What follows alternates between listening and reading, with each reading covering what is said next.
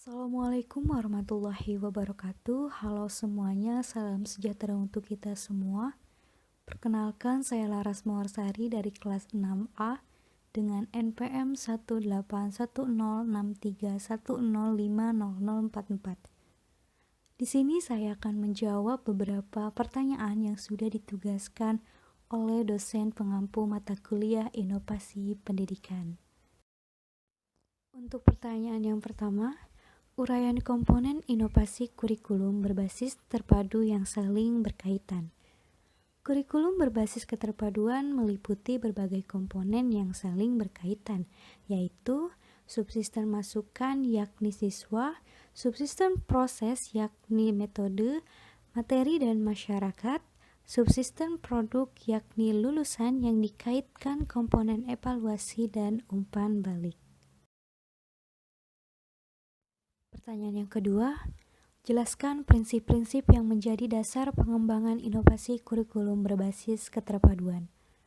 Yang menjadi dasar pengembangan inovasi kurikulum berbasis keterpaduan bahwasannya kurikulum dirancang berdasarkan sistem keterpaduan yang mempertimbangkan komponen-komponen masukan, proses, dan produk secara seimbang dan setara. Ketiga komponen tersebut berinteraksi dalam kurikulum secara terpadu, sehingga tujuan kurikulum terpadu untuk mengembangkan kemampuan yang merupakan gejala tingkah laku berkat pengalaman belajar.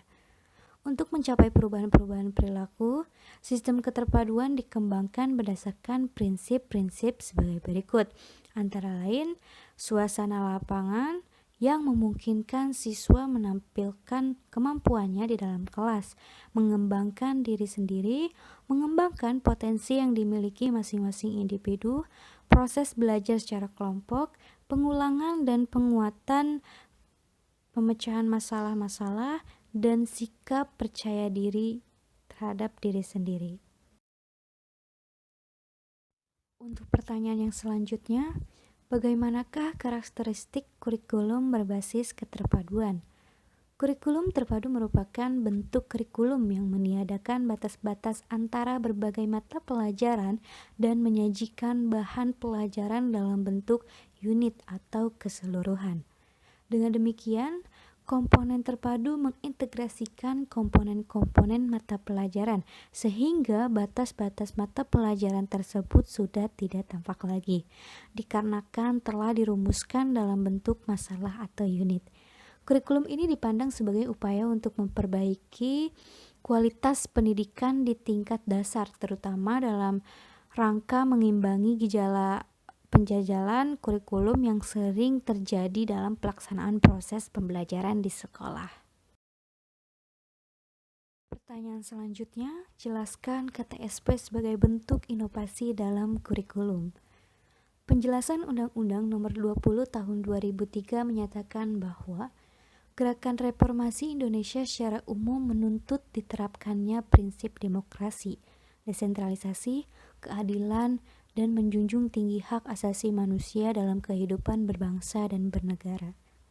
Berpijak dari tuntutan tersebut, pendidikan harus mampu menyesuaikan diri yang diwujudkan dalam proses pendidikan yang aktif, kreatif, dinamis, inovatif, dan sesuai dengan tuntutan kebutuhan peserta didik dalam konteks lokal, nasional, dan internasional.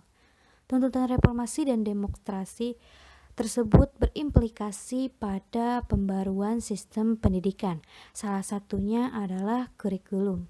Diperlukan verifikasi kurikulum untuk dapat melayani peserta didik dan potensi daerah yang beragam. Dengan kata lain, diperlukan kurikulum yang kontekstual dalam arti internasional, nasional, dan lokal. Setiap daerah bahkan setiap sekolah mempunyai potensi, kebutuhan, dan persoalan masing-masing yang tidak bisa dengan mudah diseragamkan. Selanjutnya, apa yang dimaksud dengan KTSP? Kurikulum Tingkat Satuan Pendidikan atau KTSP adalah sebuah kurikulum operasional pendidikan yang disusun dan dilaksanakan di masing-masing satuan pendidikan. KTSP secara yuridis diamanatkan oleh Undang-Undang Nomor 20 Tahun 2003 tentang Sistem Pendidikan Nasional dan Peraturan Pemerintah Republik Indonesia Nomor 19 Tahun 2005 tentang Standar Nasional Pendidikan. Pertanyaan selanjutnya, bagaimana landasan dan prinsip-prinsip KTSP? Untuk landasan pengembangan KTSP dijelaskan oleh BSNV. KTSP dilandasi oleh undang-undang dan peraturan pemerintah sebagai berikut. Yang pertama, Undang-Undang Nomor 20 Tahun 2003 tentang Sistem Pendidikan Nasional. Kemudian Peraturan Pemerintah Nomor 19 Tahun 2005 tentang Standar Nasional Pendidikan dan lain-lain. Kalian bisa lihat di layar kalian masing-masing. Kemudian untuk prinsip pengembangan KTSP-nya sendiri, menurut Mulyasa tahun 2007 mengemukakan prinsip-prinsip pengembangan KTSP sebagai berikut. Yang pertama, berpusat pada potensi, perkembangan, serta kebutuhan peserta didik dan lingkungannya. Kurikulum dikembangkan berdasarkan prinsip bahwa peserta didik memiliki posisi sentral untuk mengembangkan kompetisinya agar menjadi manusia yang beriman dan bertakwa kepada Tuhan Yang Maha Esa, berakhlak mulia, sehat, berilmu, cakap kreatif, mandiri, dan menjadi warga negara yang demokratis serta bertanggung jawab. Untuk selanjutnya, beragam dan terpadu. Kurikulum dikembangkan dengan memperhatikan keragaman karakteristik peserta didik, kondisi daerah dan jenjang serta jenis pendidikan, tanpa membedakan agama, suku, budaya, dan adat istiadat serta status sosial ekonomi ataupun gender. Kemudian, tanggap terhadap perkembangan ilmu pengetahuan, teknologi, dan seni, dan relevan dengan kebutuhan. Selanjutnya, apa saja komponen-komponen dari KTSP? Komponen-komponen KTSP sebagai berikut. Yang pertama, mengenai visi dan misi satuan pendidikan. Yang kedua, tujuan kurikulum tingkat satuan pendidikan. Selanjutnya, menyusun kalender pendidikan. Kemudian struktur muatan KTSP, kemudian silabus, dan yang terakhir, rencana pelaksanaan pembelajaran atau RPP. Pertanyaan yang selanjutnya, bagaimana pengembangan KTSP? KTSP disusun dan dikembangkan berdasarkan Undang-Undang Nomor 20 Tahun 2003 tentang Sistem Pendidikan Nasional. Pasal 36 ayat 1 dan 2.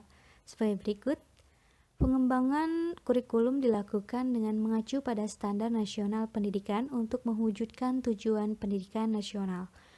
Kemudian, kurikulum pada semua jenjang dan jenis pendidikan dikembangkan dengan prinsip diversifikasi sesuai dengan satuan pendidikan, potensi daerah, dan peserta didik. Pertanyaan selanjutnya, jelaskan kurikulum 2013 sebagai bentuk inovasi dalam kurikulum. Perubahan dalam kurikulum merupakan hal yang harus dilakukan sejalan dengan perubahan yang terjadi di masyarakat. Kurikulum sekolah selalu mengikuti perubahan zaman, sebab jika tidak dilakukan perubahan, maka pendidikan tidak dapat menghasilkan generasi berikut yang tanggap terhadap perkembangan. Kurikulum 2013 merupakan bentuk kurikulum baru yang syarat dengan perubahan atau inovasi. Hal ini dilakukan sebagai jawaban terhadap perlunya mengantisipasi perubahan masyarakat. Kemudian, bagaimana karakteristik kurikulum 2013 yang disempurnakan? Terjadinya perkembangan pendidikan di Indonesia merupakan tuntutan yang mau tidak mau tetap dilakukan. Berkembangnya kesadaran semua pihak tentang pendidikan di Indonesia tentu melahirkan banyak hal yang positif, termasuk dengan berlakunya kembali kurikulum 2013 secara nasional atau seluruh Indonesia mulai tahun ajaran 2016-2017. Bahwasanya kurikulum 2013 revisi merupakan perbaikan dari kurikulum sebelumnya dengan sejalan perkembangan zaman yang menuntut perubahan kurikulum terjadi. Perubahan kurikulum 2013 tidak mengubah namanya.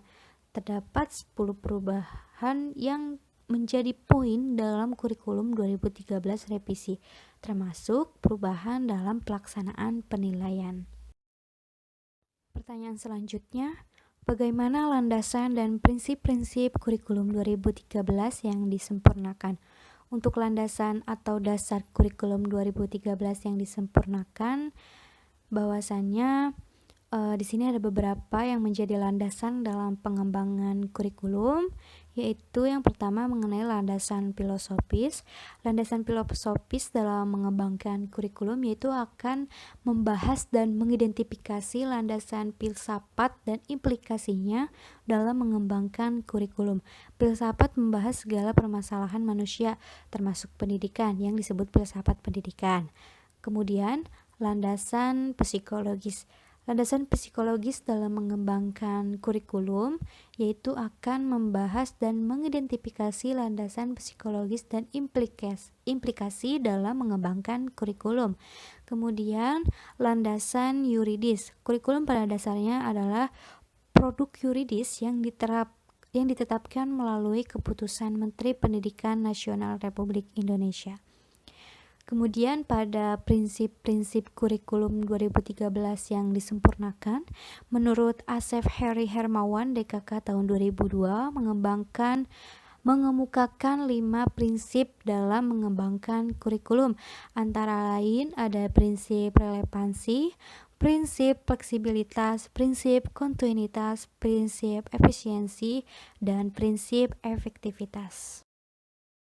Pertanyaan selanjutnya, apa saja komponen-komponen kurikulum 2013 yang disempurnakan? Kurikulum 2013 memiliki 4 komponen utama, yaitu ada tujuan, materi atau isi, metode atau strategi pembelajaran, dan evaluasi. Keempat komponen tersebut memiliki keterkaitan yang sangat erat dan tidak dapat dipisahkan. Untuk pertanyaan yang terakhir, bagaimana rasionalisasi kurikulum 2013 yang disempurnakan? Rasionalisasi kurikulum ini merupakan usaha untuk meningkatkan sistem pendidikan yang ada di Indonesia. Usaha yang dilakukan untuk meningkatkan sistem pendidikan di Indonesia saat ini adalah perubahan mendasar pada kurikulum. Cukup sekian jawaban yang dapat saya sampaikan. Mohon maaf apabila saya banyak kesalahan dalam bertutur kata. Mohon dimaafkan. Terima kasih. Wassalamualaikum warahmatullahi wabarakatuh.